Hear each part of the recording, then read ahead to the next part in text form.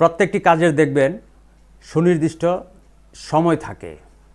এখন সময় অনুসারে আপনাকে ক্রয় বিক্রয় করতে হবে এবং অসময়ে আপনাকে সেখান থেকে অফ থাকতে হবে। যেমন আপনি জব করছেন, একটা সুনির্দিষ্ট সময় আপনাকে সেখানে যেতে হবে, কাজ করতে হবে, বের হয়ে আসতে হবে। আপনি ব্যবসা করছেন, একটা নির্দিষ্ট সময়ে আপনার দোকানপাট বা ব্যবসা প্রতিষ্ঠান ওপেন করতে হবে, নির্দিষ্ট সময়ে সেটাকে ক্লোজ করতে হবে।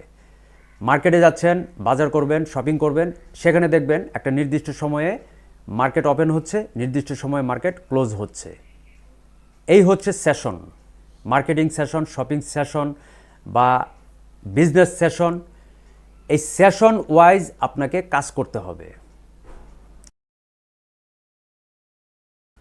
তো 11টি বিষয় নিয়ে আলোচনা করেছিলাম: trading terminal, trading account, trading system, trading session, trading analysis, trading strategy, trading concept, trading psychology, trading environment, trading guideline এবং ট্রেডিং টুলস বা সেটআপ।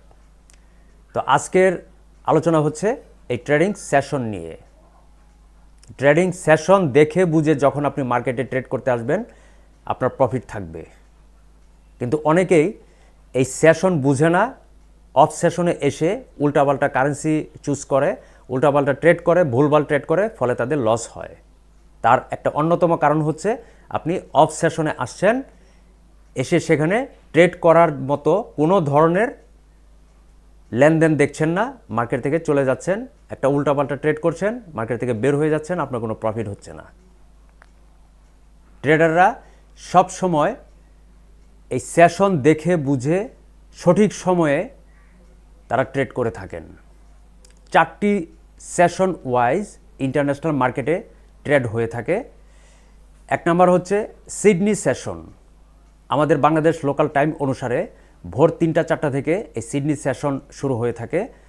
সিডনি সেশনে অস্ট্রেলিয়া, নিউজিল্যান্ড ডলার তারা এখানে কেনাবেচা শুরু করে, ফলে ওই এলাকার লোকজন এই তাদের ব্যাংকিং আওয়ার অনুসারে কেনাবেচা করেন।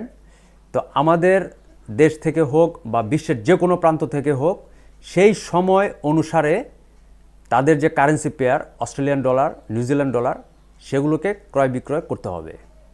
এখন আমরা যদি ভোর 3টায় না বসতে পারি, ঘুমাতে থাকি, তাহলে সেই সেশন আমরা ধরতে পারবো না। সেই সেশন অনুসারে অস্ট্রেলিয়ান ডলার বা নিউজিল্যান্ড ডলারে সঠিকভাবে ট্রেড করতে পারবো না। ওই সেশনে অস্ট্রেলিয়ান ডলার এবং নিউজিল্যান্ড ডলারের নিউজ থাকে, সেই নিউজগুলো দেখে বুঝে ফান্ডামেন্টাল অ্যানালাইসিস করে, টেকনিক্যাল অ্যানালাইসিস করে তারপরে অস্ট্রেলিয়ান ডলার এবং নিউজিল্যান্ড ডলার ট্রেড করতে হয়। এরপর দ্বিতীয় সেশন হচ্ছে টোকিও সেশন, যেটা এশিয়ার জাপান থেকে এই সেশনটা শুরু হয়। আমাদের দেশের ভোর 4টা থেকে 5টা থেকে। ঠিক এই সময়ে এই টোকিও সেশনে বসে জাপানের ইয়েন সংযুক্ত যতগুলো কারেন্সি পেয়ার আছে সেগুলোতে ক্রয় বিক্রয় করা হয়। এখন বিশ্বের যে কোনো প্রান্তে বসে সেই সময় অনুসারে জাপানের এই টোকিও সেশনে এই ইয়েনের উপর যে নিউজ ইম্প্যাক্টগুলো আসছে সেগুলো দেখে বুঝে ফান্ডামেন্টাল অ্যানালাইসিস করে, টেকনিক্যাল অ্যানালাইসিস করে তারপরে সেগুলো ক্রয় বিক্রয় করা হয়। এরপরে হচ্ছে লন্ডন সেশন, যেখানে একটা বিগ অ্যামাউন্ট ইনভেস্ট হয়। ইউরোপের এই লন্ডন সেশনে প্রথমত পাউন্ড, ইউরো এবং সুইস ফ্রাঙ্ক, এই 3টা কারেন্সি পেয়ার একসাথে লেনদেন হয়, ক্রয় বিক্রয় করে। গোটা ইউরোপের ফ্রান্স, জার্মান, ইটালি, স্পেন তারা হচ্ছে ইউরোর পরিচালক। ইউরো কারেন্সিটা মূলত তাদের, তারা সেখানে ইউরোটাকে ক্রয় বিক্রয় করছে। পাশাপাশি পাউন্ড ক্রয় বিক্রয় করা হচ্ছে এবং সুইস ফ্রাঙ্ক ক্রয় বিক্রয় করা হচ্ছে এই লন্ডন সেশনে। এটা আমাদের বাংলাদেশ লোকাল সময়ে দুপুর 1টা থেকে শুরু হয়, শীতকালে 2টার সময় শুরু হয়। এই লন্ডন সেশনে ইউরো, পাউন্ড বা সুইস ফ্রাঙ্কের উপর দেখবেন বিভিন্ন ধরনের নিউজ আসছে, ছোট বড় কম বেশি। এই নিউজ ইম্প্যাক্টগুলো দেখে ফান্ডামেন্টাল অ্যানালাইসিস করে, টেকনিক্যাল অ্যানালাইসিস করে মিলিয়ে তারপরে এগুলোর উপর ট্রেড করতে হয়। একটা বড় ধরনের ফ্লাকচুয়েশন ভলাটিলিটি তৈরি হয় এই লন্ডন সেশনে, কারণ গোটা ইউরোপ এখানে একসাথে ইনভেস্ট করে, ট্রেড করে, এবং তাদের সাথে সাথে সারা ওয়ার্ল্ডের সবাই এবং বিশ্বের যে কোনো প্রান্ত থেকে যে কেউ এই লন্ডন সেশন সময়টা ধরে এই কারেন্সি পেয়ারগুলোর উপর ক্রয় বিক্রয় করে থাকেন। সেজন্য এই লন্ডন সেশনের সময় অনুসারে এই কারেন্সি পেয়ারগুলোর উপর ট্রেড করতে হবে। এরপর হচ্ছে নিউ ইয়র্ক সেশন। আমাদের বাংলাদেশ লোকাল টাইম সন্ধ্যা 6টা থেকে শুরু হয়, শীতকালে 7টা থেকে শুরু হয়। এই নিউ ইয়র্ক সেশনে দেখবেন ইউএস ডলার, কানাডিয়ান ডলার, তারা এখানে ক্রয় বিক্রয় শুরু করে। নিউ ইয়র্ক সেশন মানেই হচ্ছে আমেরিকার যে ব্যাংকিং আওয়ার সেটা শুরু হয় এবং সন্ধ্যা 6টা থেকে ভোর 3টা পর্যন্ত।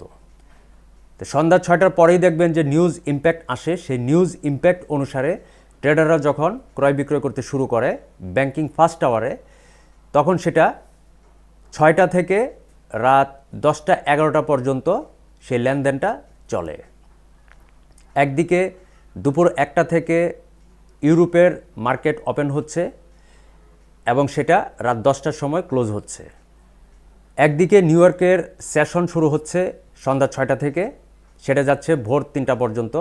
আর অপরদিকে ইউরোপের সেশন দুপুর 1টা থেকে যেহেতু শুরু হচ্ছে এবং রাত 10টা পর্যন্ত থাকছে, তো এই সন্ধ্যা 6টা এবং রাত 10টা এই সময়টাতে ইউরোপের মার্কেট এবং নিউ ইয়র্কের মার্কেট দুইটা একসাথে ওভারল্যাপিং হয়। এই সন্ধ্যা 6টার পরে নিউ ইয়র্ক সেশনে ইউএস ডলারের উপর ছোট বড় অনেক ধরনের নিউজ ইম্প্যাক্ট থাকে। এই ইউএস ডলারের উপর যে নিউজ ইম্প্যাক্টগুলো আসে সেগুলো দেখে ট্রেডাররা এখানে বড় ধরনের বিনিয়োগ করেন। ফলে সন্ধ্যা 6টার পর থেকে রাত্রে 10টা 11টা পর্যন্ত এই ওভারল্যাপিং টাইমটাতে সর্বাধিক মার্কেটে ফ্লাকচুয়েশন তৈরি হয়, লেনদেন হয়, ভলাটিলিটি তৈরি হয়। এই সময়টাতে প্রতিদিন গড়ে 6 ট্রিলিয়ন ইউএস ডলার বিনিয়োগ হচ্ছে এবং তার 70% ইনভেস্ট হচ্ছে এই ওভারল্যাপিং সময়টাতে। ফলে এই সময়টায় সারা ওয়ার্ল্ডের যে কেউ সর্বাধিক ট্রেড করে থাকেন। সারাদিন আপনি সময় পাচ্ছেন না, লন্ডনের সেশন অনেকেই মিস করে থাকে, অনেকেই নিউ ইয়র্কের সেশন ধরতে চায়। সে কারণে এই ওভারল্যাপিং যে টাইমটা, এই টাইমটাকে সর্বাধিক জনপ্রিয় বলা হয়। ভোর 3টায় আপনি সিডনি সেশন ধরতে পারেন না, ভোর 4টায় টোকিও সেশন ধরতে পারেন না। অনেকেই এই লন্ডন সেশনটা ধরতে পারেন, অনেকেই লন্ডন সেশনও মিস করে বসেন। শেষে গিয়ে প্রায় সবাই এই মার্কেটে এই নিউ ইয়র্ক সেশন অর্থাৎ ওভারল্যাপিং যে সময়টা, এই সময়টাতেই বেশিরভাগ বসতে পারছেন, অ্যানালাইসিস করতে পারছেন, ট্রেড করতে পারছেন। কারণ এই সময়টা হচ্ছে এই ইন্টারন্যাশনাল মার্কেটের সর্বাধিক প্রফিটেবল এবং সেশন ওয়াইজ ট্রেড করার সর্বোত্তম সুযোগ। ইউএস ডলার যেহেতু সন্ধ্যা 6টা থেকে শুরু হচ্ছে, তো ইউএস ডলারের এগেনস্টে oil, gold, crypto, share, stock, bond, features, commodity index সব কিছু জড়িত। সে কারণে এই সন্ধ্যা 6টা থেকে নিউ ইয়র্ক সেশন শুরু হওয়া মানেই হচ্ছে সারা ওয়ার্ল্ডের সমস্ত ইনভেস্টর, সমস্ত ট্রেডার, সমস্ত bank, super bank, central bank, commercial bank, export import company, financial fund, street money, smart money সবাই একসাথে এই সন্ধ্যা 6টা থেকে রাত 10টা 11টা এই সময়টাতে ওভারল্যাপিং সেশনটাতে ট্রেড করে থাকেন, বিনিয়োগ করে থাকেন। ফলে এই সময়টাতে মার্কেটের সর্বাধিক ফ্লাকচুয়েশন তৈরি হয়।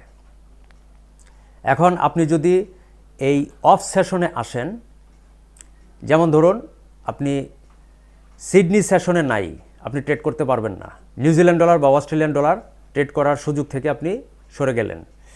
জাপানি ইয়েন শুরু হচ্ছে ভোর 4টা থেকে, সেখানে আপনি ঘুমাচ্ছেন, সেখানে আপনি সময় সুযোগ পাচ্ছেন না।